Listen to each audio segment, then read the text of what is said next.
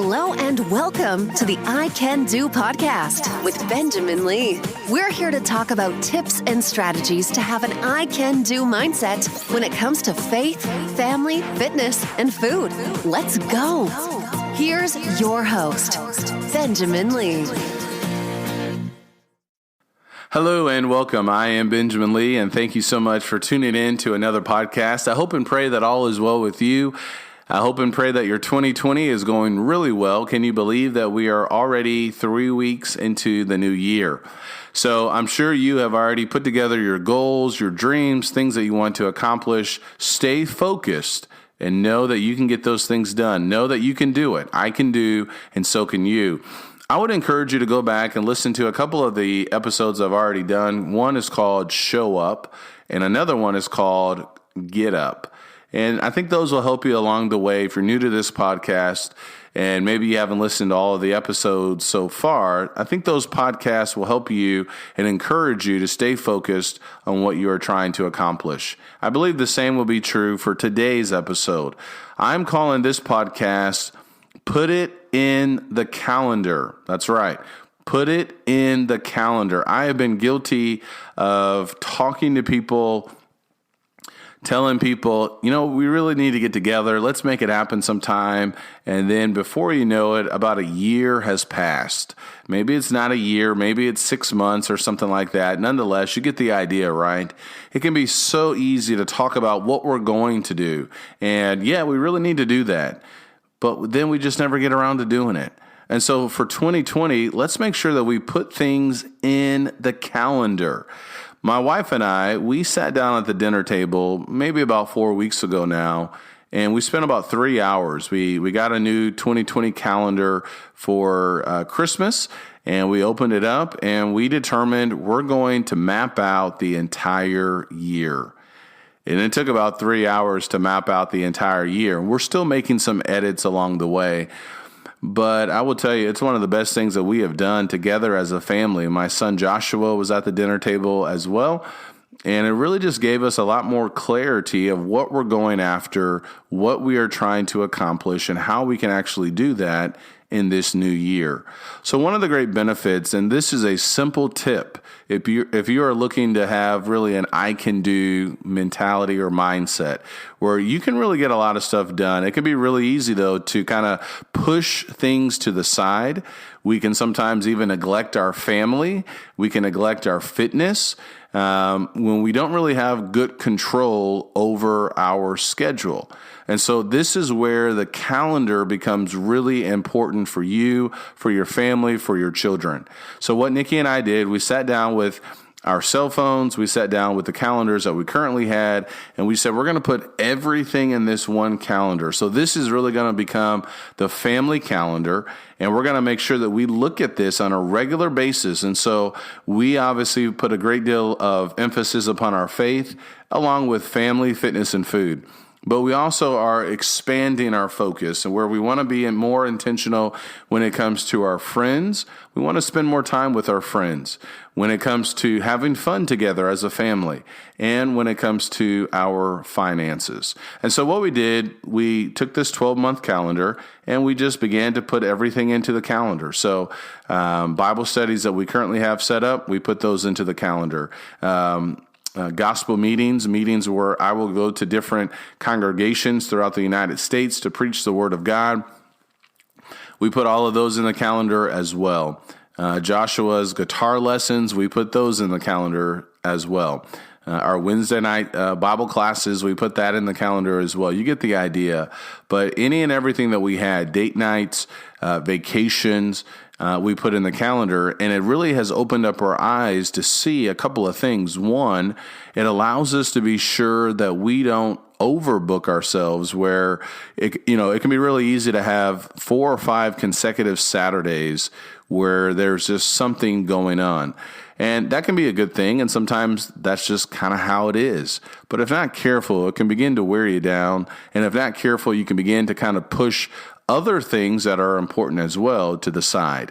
So one of the tactics that we're using for our calendar for 2020 is we are incorporating what's called Protect days. So certain days, maybe it's a Sunday afternoon, maybe it's a Saturday, maybe it's some evening throughout the week where we are being intentional about protecting those days to ensure that we have those dates, to ensure that we have that family time, fun time, whatever the case may be. Maybe it's just to rest.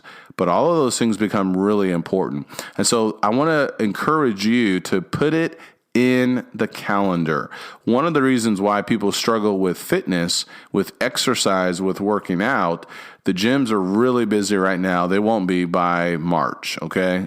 Because a lot of people will begin to fall by the wayside. Now, I'm not wishing that to happen. It just is often the case. I worked at a gym in college, and that's what I typically saw each new year. But one of the simple things you can do right in when you're going to work out, put it in the calendar. The other thing that you can do, put in rest in your calendar. So maybe you notice in your calendar, and this is one of the things that we really wanted to observe, how many things do we have taking place each evening? And is there something taking place Monday night, Tuesday night, Wednesday night, Thursday night? If something like that was happening, or if we saw that taking place in the schedule, we began to ask ourselves, okay, what could we modify? What could we change? So we don't have, 4 consecutive evenings, which is obviously going to take away from family time and rest, by the way.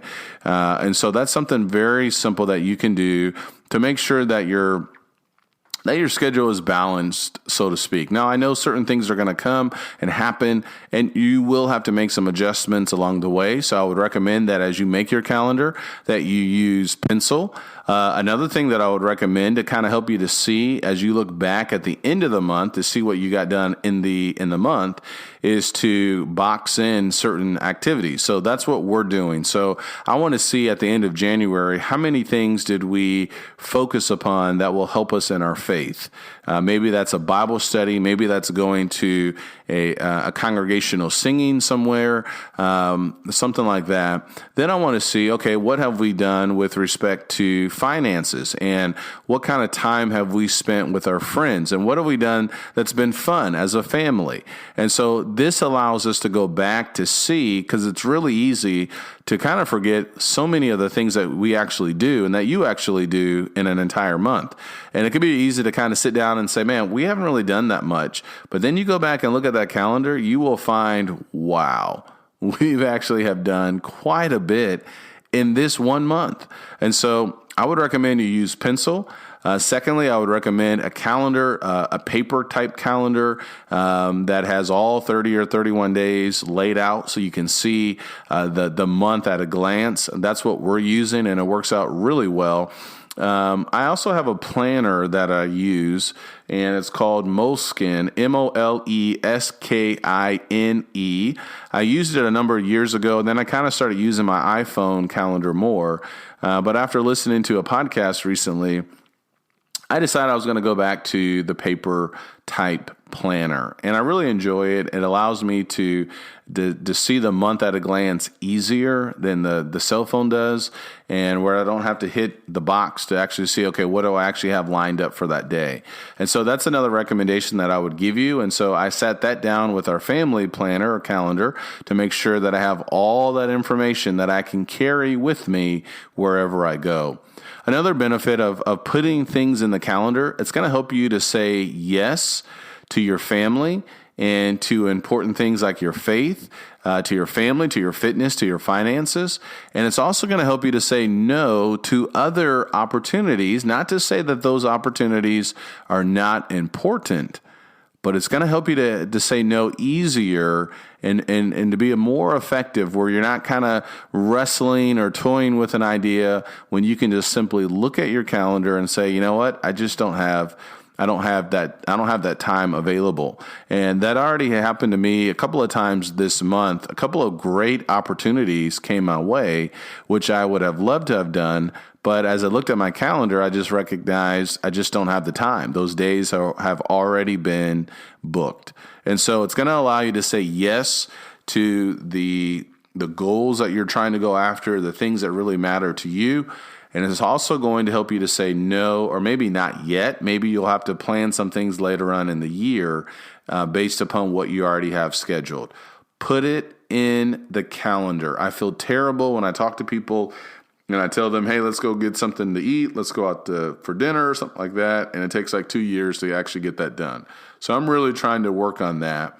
And maybe that's something that you need to work on as well. Put things in your calendar, plan and schedule everything.